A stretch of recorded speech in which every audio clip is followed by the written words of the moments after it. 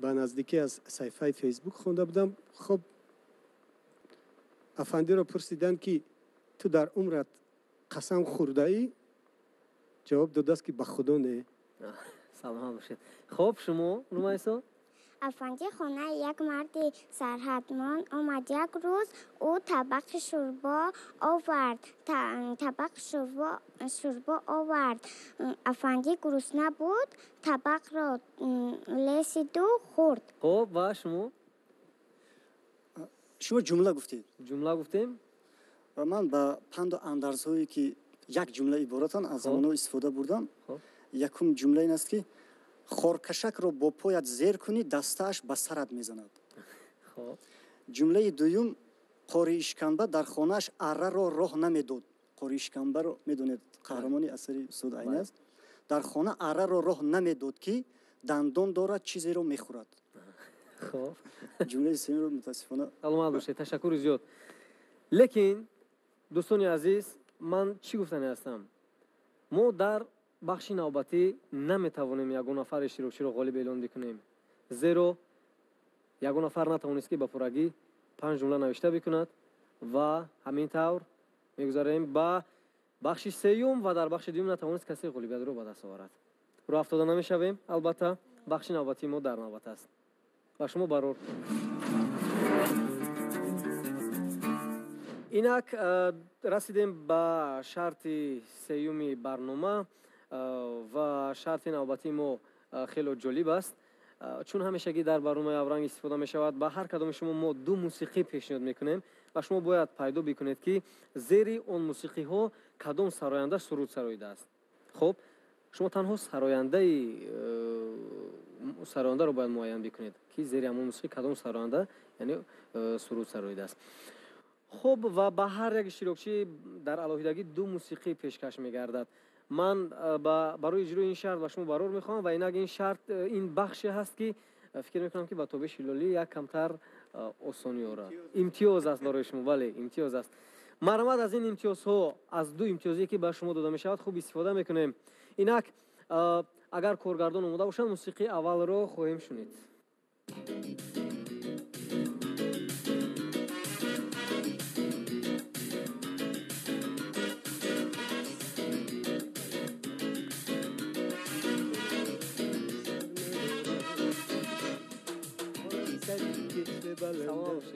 در همه عالم برم نیست تا تو را در بر ندارم. سلام باشید. کی هست این نفر؟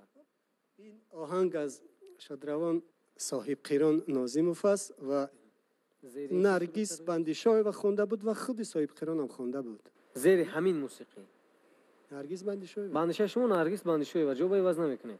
خب ما جواب شما رو قبول کردیم و در چند لحظه جواب درست معین خواهیم کرد. موسیقی دیگر رو میشنویم. مرحمت.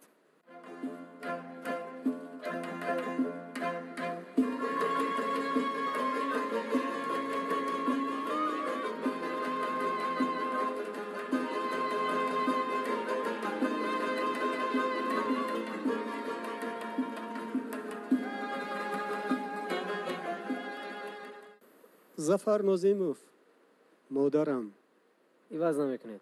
از 2 موسیقی که با اشتراکچی تحت رقم 1 تابش لالی پیشنهاد کردید هر 2 جوابشون کاملا درست بودند. سلامت باشید. یک کفکوبی با اشتراکچی تحت رقم 1 و موسیقی دیگر رو به اشتراکچی تحت رقم 2 بر رومیسو پیشنهاد میکنیم. رومیسو آماده هستید شما؟ بله. مرحمت میشنویم.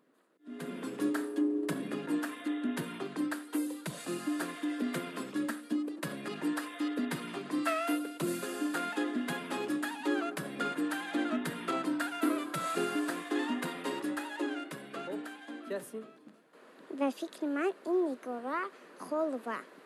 با فکرتونه؟ خب آخه نمی فکرتون درست است رومیسو. شما جوابتون عوض نکنید. نگاره خلوه است واقعا دوستان عزیز و موسیقی دیگر هم میشنویم. مرحمت.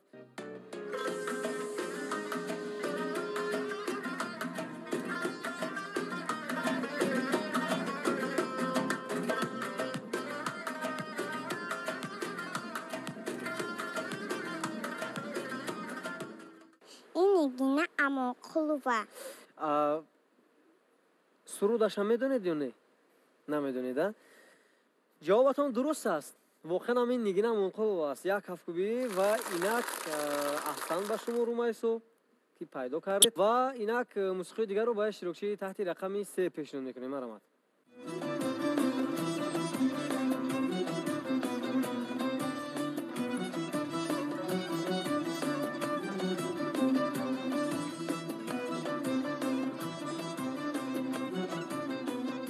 تشکر زیاد. خب ملکه سیدова. ملکه سیدова کدام سرودش؟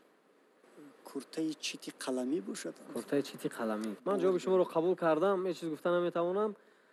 ولی موسیقی دیگر رو میشنویم. یک امکانات دیگر دارید و بعدا من جواب درست رو با سمع شما خواهم رسوند. مرحمت.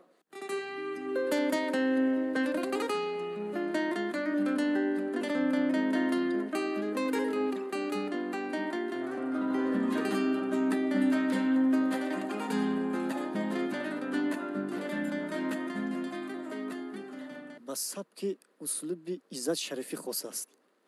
لیکن وای نیست ها؟ شاید عزت شریفی باشد. شاید عزت شریفی باشد. یکون جواب عوض نمیکنید شما. اگر رفت و یکی از پاسخهاتون نادرست باشد پس میدونید که غالبیت رو از دست میدهید. بله. موسیقی که ما با اشتراکچی تحت رقم 3 پیشنهاد کردیم جوابشان درست بودن. واقعا همین یک ملکه سیدова بود و دیگر عزت شریفی. و اینک تماشاچیان عزیز نخستین بار در 10 شماره برنامه اورنگ، این 10م شماره برنامه اورنگ است و نخستین بار در این بخش هر سه اشتراکچیان توانستند که موسیقی رو پیدا بکنند که زیر اون کدام سراینده و سرود سراییدند. تبریک هر سه شما با افتخار خودتون یک کفکوبی. و اینک دوستان عزیز بعد از چند لحظه میگذاریم با بخش نوبتی برنامه. با ما باشید.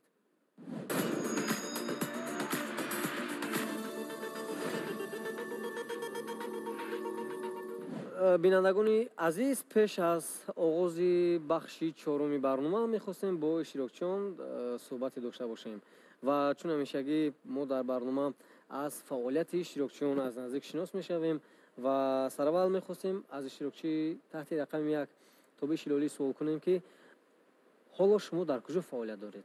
گویم که فعالیتی آزادی ایجادی، چون که مثلا در یگان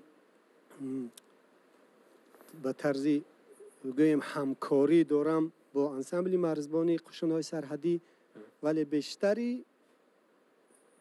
بیشتری وقتم رو با ایجاد صرف میکنم. گویم یک ایجادکار گویا آزاد. رتبه‌تون چی است؟ نه به طرز شرطنامه‌ای اونجا شرطنامه‌ای. بله. همچون همکار بله بهتره با این انسمبل قشون‌های سرحدی، چون بیشتر ایجادم بیشتر سرودهای میهن پرستی و وطن دوستانه است و چون موضوعی است که دخل دارد بیشتر به نظامیان و خوب فکر میکنم به همون سرحدچیان و برای همین بسیار خواستن که با اونا همکار باشم و خب همکاری میکنم، اما بیشتری وقتم رو به ایجاد آهنگ و سرود. بله. زمانی که سرودی قسم ای وطن خیلی هم مشهور، سوگند وطن داری. بله سوگند وطن داری تو خیلی مشهور است. اون سرود صدا میداد در میان مردم و جایی که شما میرفتید و میدیدید که اون سرود را گوش کرده استادن، همون لحظه ها چگونه خود را تصور میکردید؟ حسیات چگونه بود؟ خب راستی این سرود بود که تا به حال مثلا در کجای پخش نشود میتواند با همون یک نمیدونم یک سحری دارد، چه حکمتی در اوست که میتواند زود مردم رو به هم آورد، جمع سازد، دقت مردم رو جلب سازد. بیاید یک 4 مصرع از این سرود رو زمزمه میکنیم با آواز زنده. وطن بر جلال و بشانت قسم، با پاکی رودی روانت قسم، با کوه با دشت و با دامان تو، با مرغ بلند آشیانت قسم، که جان و تنم را فدایت کنم، همه هستیم را به پایت کنم. قسم قسم بنامت قسم ای وطن.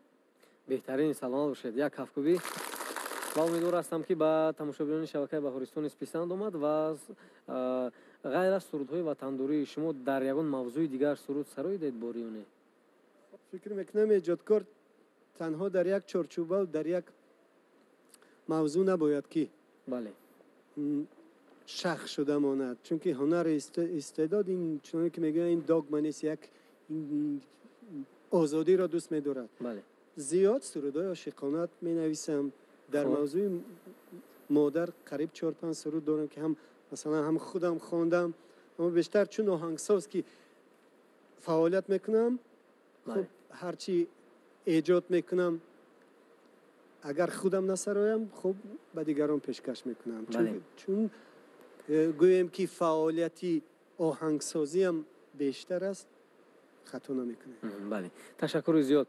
хуб ва Румайсо, шумо хонандаи синфи чандум ҳастед? Синфи якум. дар кадом муассиса мехонед шумо? дар муассисаи рақами 15 дар ноҳияи рӯдакӣ. беҳтарин. кадом шеърро аввалин маротиба аз худ кардед? ман сулҳро.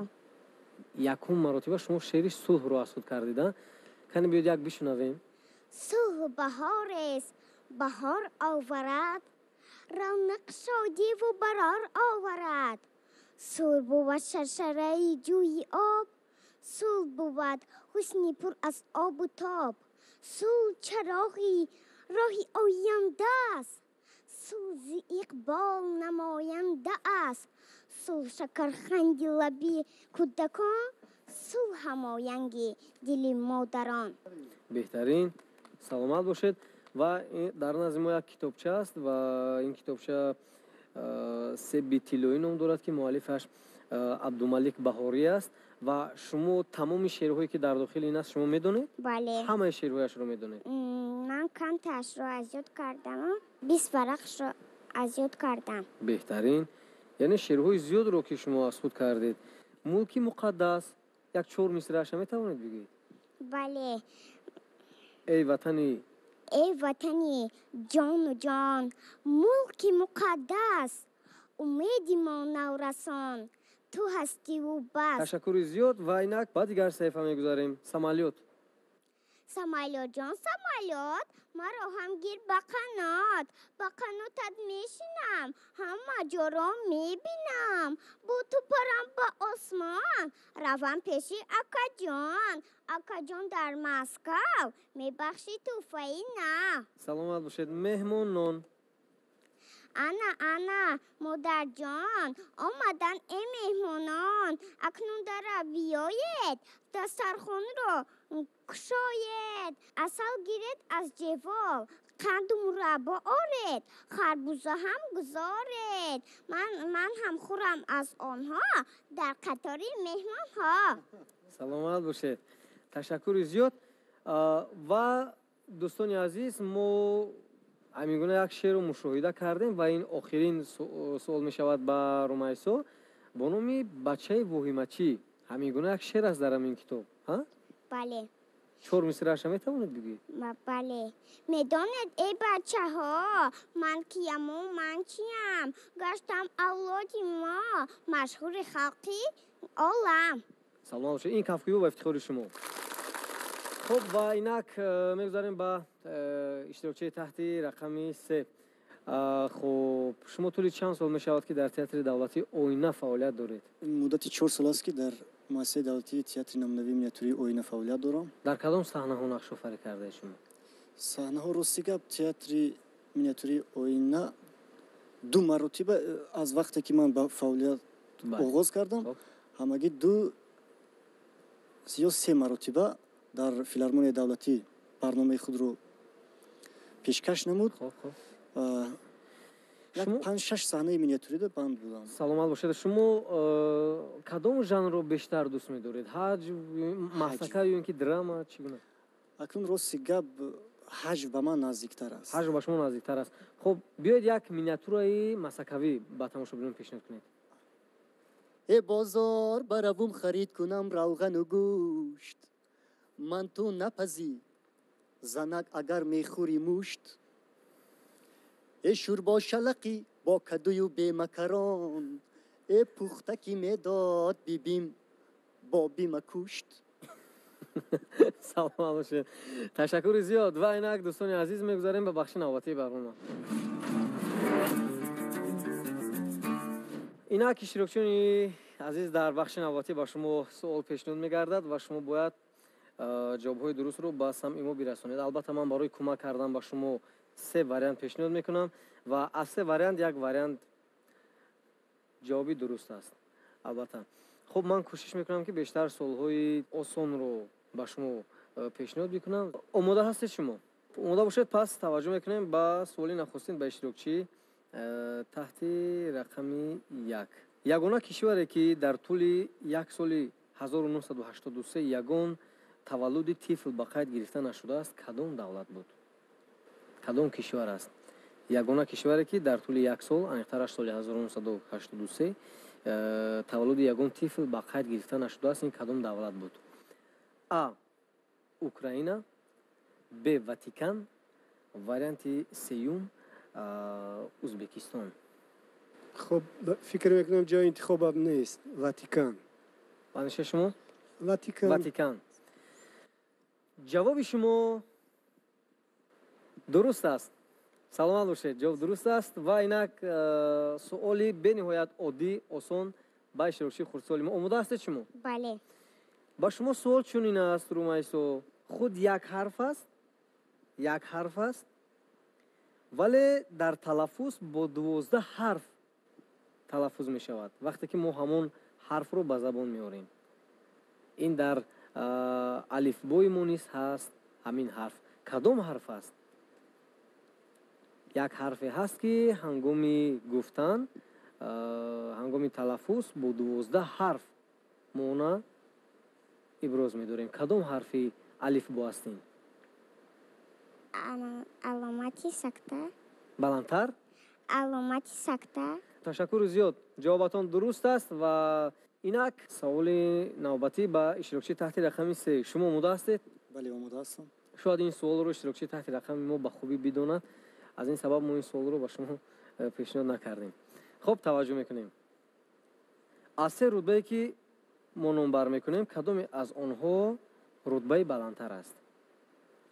از 3 رتبه‌ای که ما نمبر میکنیم کدام از آنها رتبه بلندتر است؟ ا. подполковник، варианти Б. майор و варианти سیوم полковник. полковник. بندشه شما؟ полковник. شاید подполковник باشد. خب من بعضی حالتا کمک میکنم و شما باید خوب درک بکنید و از کمک‌های من استفاده بکنید. اگر جوابتون نادرست باشد پس رو افتاده نمیشوید. خب ممکن باری دیگر تکرار میکرده. از 3 رتبه‌ای که ما نمبر میکنیم کدام از این رتبه‌ها بلندتر هستند؟ подполковник، майор، полковник. بلندتر هستند. بلندتر. майор. بندشه شما؟ майор. майор. شاید جواب پیشترتون درست بود полковник.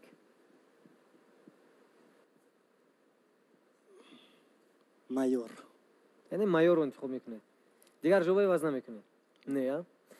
خب تماشابینان عزیز رتبه از همه بلندتری که ما اینجا نمبر کردیم واریانت پیشتری که شما انتخاب کردید полковник جوابی درست واریانت اول انتخاب نموده‌تون بود که بعدتر واریانت خود و جوابی майор عوض کردید. اول майор است بعداً подполковник است و بعداً полковник. تشکر زیاد. و در بخش نوبتی ما اشتراکچی تحت رقم 1 و اشتراکچی تحت رقم 2 غالبیت رو به دست آوردن. تبریک. یک کفگویی به افتخاری خودتان. سلامت باشید. دوستان عزیز بعد از چند لحظه میگذاریم به بخش آخرینی برنامه. با ما بودن رو فراموش نکنید. شما شبکه بهارستان رو تماشا نموده ایستاده اید. اینک بینندگان عزیز بخش آخرین ما خیلی هم جالب است و امیدوار هستم که با شما تماشابینان عزیز و با اشتراکچیان برنامه ما پسند می آید و شما نیز می توانید مستقلانه این بخش ما رو اجرا بکنید.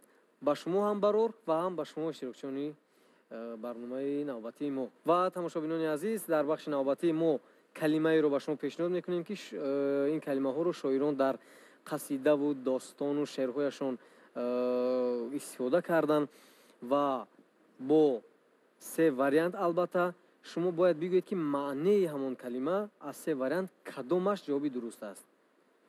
албатта яке аз вариантҳое ки ба шумо пешниҳод мегардад ҷавоби дурустанд. яъне маънидод намудани калима аст ва ман ба шумо кӯмак мекунам, се вариантро пешниҳод мекунам, шумо бояд маънои дурустро пайдо бикунед ва бигӯед ки кадоме аз вариантҳо дуруст аст. хуб, шумо рафти бахши моро хуб пай бурдед, яъне огаҳ шудед. хуб, ба иштирокчии таҳти рақами 1 калимаи мутаассиб чӣ маънӣ дорад? таваҷҷӯҳ мекунем ба вариантҳо. бори дигар ман такрор мекунам, калимаро таваҷҷӯҳ бикунед. калимаи мутаассиб чӣ маънӣ дорад? варианти А: шахсе чизеро куркурона тарафдорӣ ва пуштибонӣ мекунад. варианти Б: шахсе ки худро дар назди дигарон таъриф мекунад.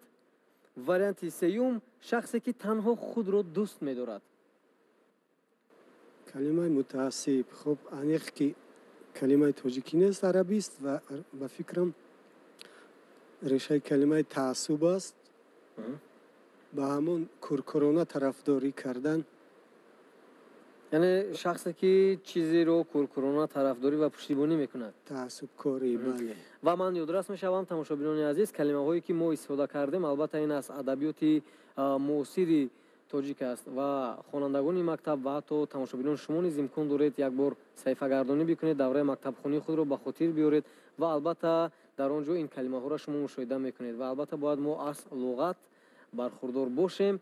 аз ин сабаб мо интихоб кардем чунин калимаҳоро ва шумо интихоб кардед варианти аввал, яъне шахсе ки чизеро куркурона тарафдорӣ ва пуштибонӣ мекунад. варианти аввалро. ҳамин тавр?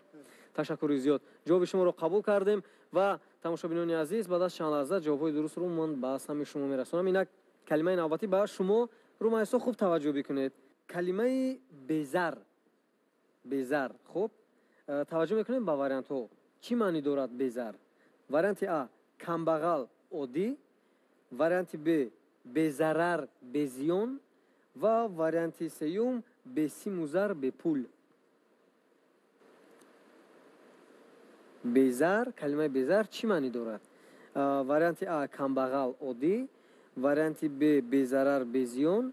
ва варианти сеюм: бесиму зар, яъне бепул.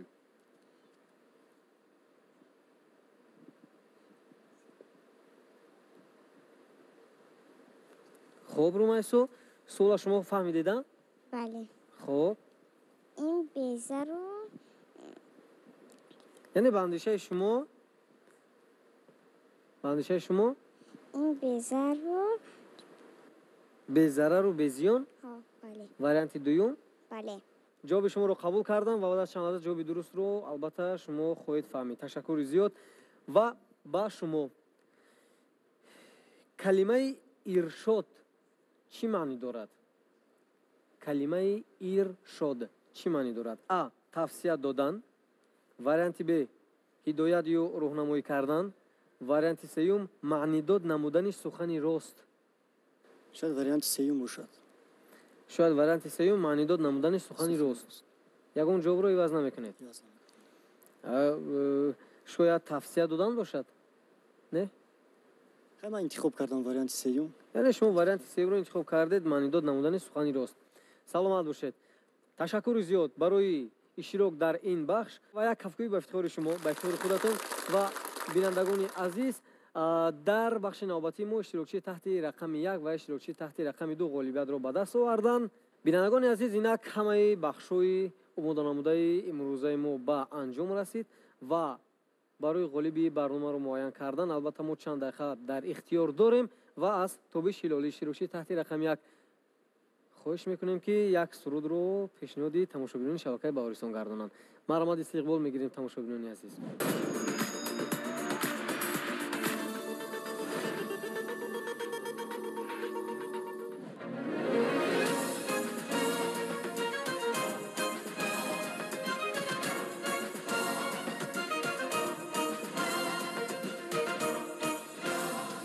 لبریزی عشقت ای وطن دایم وجود ماست پاینده باش و جاویدان شعر و سرود ماست ای آشیان نور و ای قبله غرور سویت همیشه ای وطن روی سجود ماست ای آشیان نور و ای قبله غرور سویت همیشه ای وطن روی سجود ماست لبریز عشقت ای وطن دایم وجود ماست پاینده باش و جاویدان شعر و سرود ماست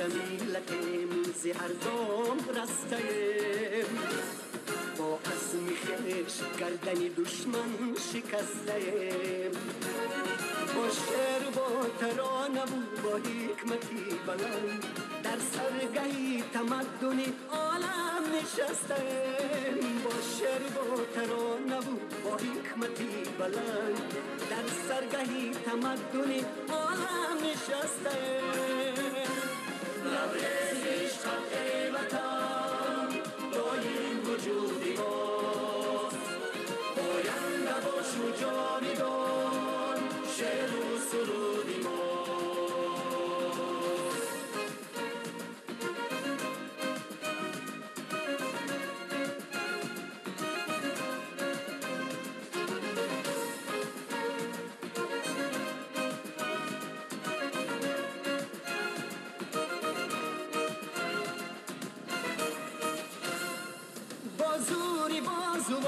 وطن از نو بینا کنم خود را از قید پنجه ظلمت رها کنم بر هر مراد مقصد خود میرسم اگر مهری وطن درونی دل و دیده جا کنم بر هر مراد مقصد خود میرسم اگر مهری وطن درونی دل و دیده جا کنم لبریز عشقت ای وطن دایم وجود ماست پاینده باش و جاویدان شعر و سرود ماست ای آشیان نور و ای قبله غرور سویت همیشه ای وطن روی سجود ماست لبریز عشقت ای وطن دایم وجودی ماست پاینده باش و جاویدان شعر و سرودی ماست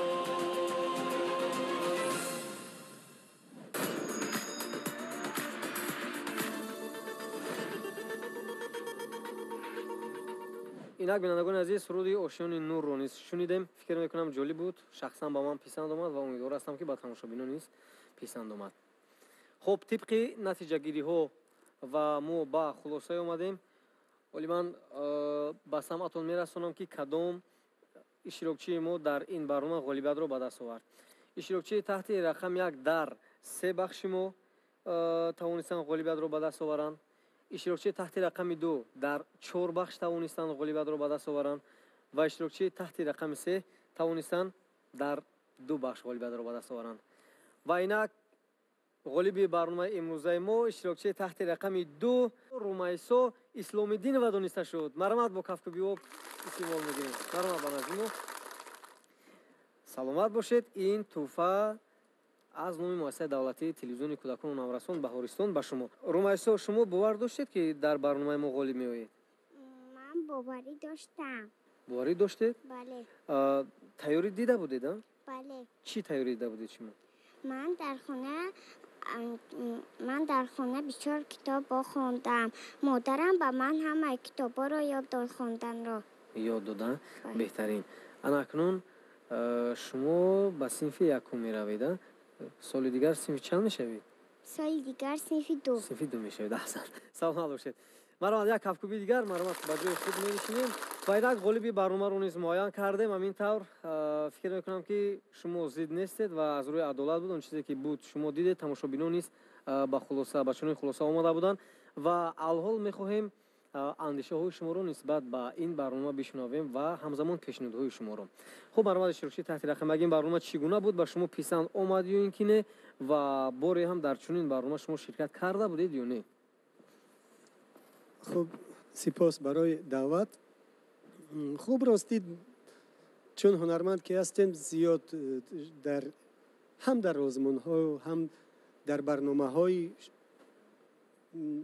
شوق آور و ذوق آوری که در هر شبکه تلویزیون تاجیکستان پخش میشوند دعوتی میشویم. اما چون جایی که سخن از کودکان میرود و از آینده درخشان می رود و از امید به فردا می رود که در دست خردسالان است، در دست جوانان است. اونجا فکر میکنم جای حریفی هم نیست، جای بحث و مناظره نیست، چون که من از اول باوری داشتم که رومیسا من الکی چون به میدان وارد شدم الکی ترسیدم از یک نگاهش فهمیدم که خب این بسیار دختر چقانک و بسیار کنجکاو و ذکی و فکر از حریف هم بسیار بیم داشتم. از اون جوان خیلی فکر میکنم که خب میتوانستم کمی با رزم کنم در نبرد باشم. ولی شما در اول صحبتتون نیست قید کرده بودید که من باور دارم که شروعی تحت رقم 2 غالبیت رو به دست میاره. خب برای همین میگویم جایی که کودکانن، جایی که خب برنامه نیز از نگاه تربیوی، از نگاه علم و معرفت، از نگاه دانش آموزی خب یک کمک رسان است برای نسل نو. فکر میکنم میتواند هر برنامه که با ذهن کودکان برنامه های اینتלקטואلی که میگوییم با ذهن کودکان وابستن، ما باید این برنامه ها رو شماره‌اش رو زیاد کنیم. بله. با من یکم تشت دشوار نبود. همه سوالای شما گفتید با من محقول شد. سلام باشید. بهترین. و در نزد رومیسا مهنت کرده افتخارنامه رو با استودیوی ما آوردن. این افتخارنامه از مؤسسه دولتی تلویزیون کودکان نورستان بهارستان است برای اشتراک فعالانه در برنامه انگوبین. و همزمان به شما آفرین. تشکر زیاد. سلامت باشید. خب در آینده به شما برار می‌خواهیم و امیدوار هستیم که فعال بودن خود رو من بعد نیز ادامه می‌دهید. در برنامه‌های دیگری نه فقط شبکه بهارستان، دیگر شبکه‌ها شرکت نموده، البته همین گونه غالبیت رو به دست می‌آورید. احسن با شما این کفگویی و افتخار شما و اندیشه شما رو می‌خواهیم بفهمیم نسبت به این برنامه. راسیگا وقتی که من دعوت شدم به این برنامه عموما از رفت و از ترتیب برنامه آگاه نبودم. خب و یک دودیلگی با یک دودیلگی همینجا وارد شدم. ولی وقتی که برنامه رو آغاز کردید و شرطهای اولی برنامه رو شنیدم بسیار برای من جالب بود.